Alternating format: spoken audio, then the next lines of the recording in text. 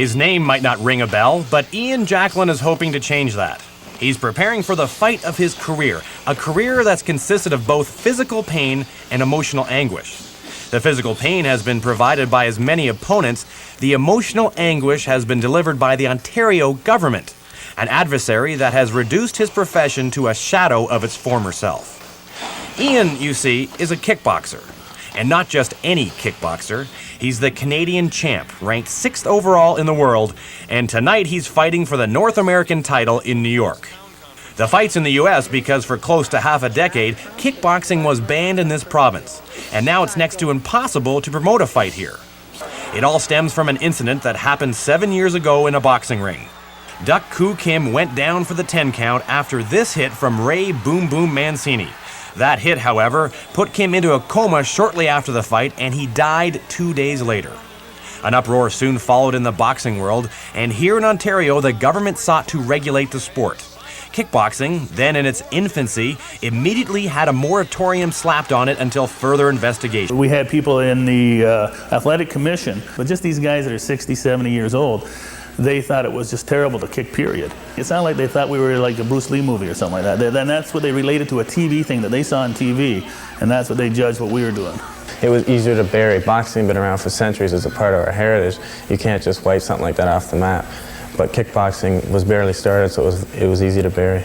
For the past 4 years, Jacklin has carried on his own one-man crusade, steadfastly refusing to give up on kickboxing in Ontario, but the choice is now being taken away from him. His inability to get fights in the province has put him on the brink of bankruptcy, and now, if he wants to continue in the sport he loves, the US is his only alternative. So it all comes back to his fight tonight in New York. Regardless of the outcome tonight, Ian wants the government of Ontario to know he'll be back. And if he can help it, kickboxing won't die in the province. I don't think the government realizes they're not dealing with normal everyday people, they're dealing with fighters. And fighters don't give up, and we're not going to give up. We'll keep going. Even if I go to the States, I'll still come back. I'd love to fight in front of my hometown crowd someday. And it doesn't matter what they do, I'll be back.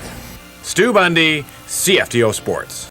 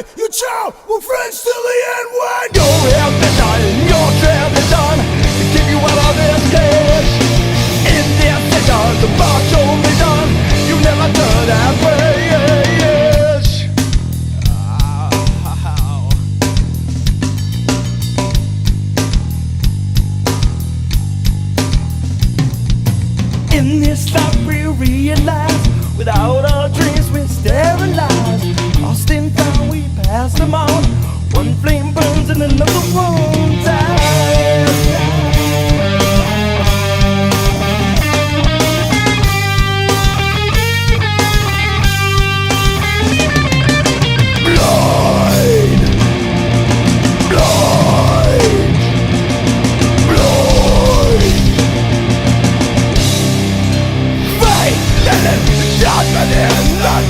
And something inside everyone says breath.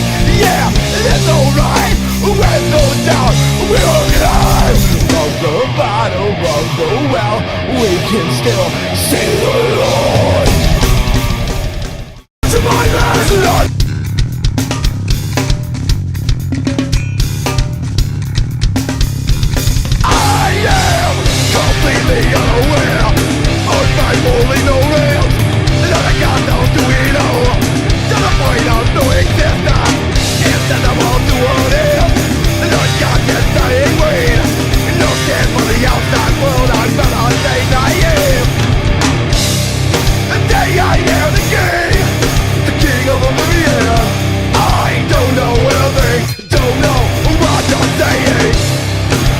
I am the one now speaks and no one. I celebrate silence, breaking the laws of my world.